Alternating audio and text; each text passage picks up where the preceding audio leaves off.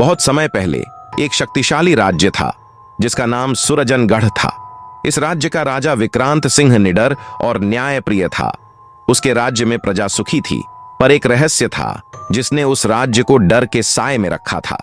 सुरजनगढ़ के महल से 3 कोस दूर घने जंगल के बीचों बीच एक खून का कुआं था। कहा जाता था कि रात के समय वहां से किसी औरत के रोने की आवाजें आती थीं। जो कोई भी उस कुएं के पास जाता वो कभी वापस नहीं लौटता। लोग कहते थे कि वहां एक प्रेत आत्मा का वास है जो लोगों की जान ले लेती है।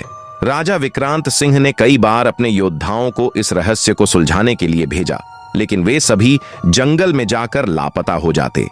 धीरे धीरे पूरा राज्य इस कुएं की दहशत में आ गया। एक रहस्यमयी आगंतुक एक दिन महल में एक साधु आया। वह लंबा, दुबला पतला और गहरी चमकती आंखों वाला था। उसने राजा से कहा, महाराज, मैं जानता हूं कि आपके राज्य में इस भय का कारण क्या है। उस प्रेत आत्मा को केवल साहस और बलिदान से शांत किया जा सकता है, लेकिन इसके लिए आपको खुद इस रहस्य का सामना करना होगा। राजा विक्रांत सिंह ने साहसिक निर्णय लिया।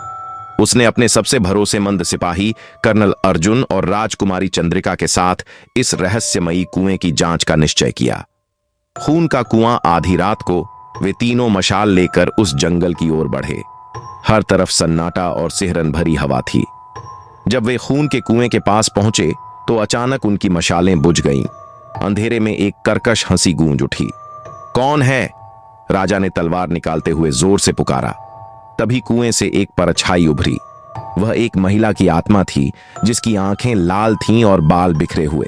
उसने अपनी दर्द भरी आवाज में कहा, मुझे इस राज्य के राजा ने मारा था।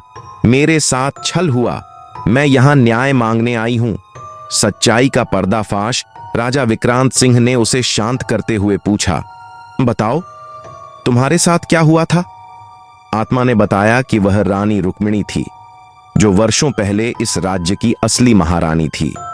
उसे षड्यंत्र के तहत राजा के विश्वास पात्रों ने कुएं में धकेल दिया था ताकि वे गद्दी पर कब्जा कर सकें। उसकी आत्मा इस अन्याय के कारण भटक रही थी।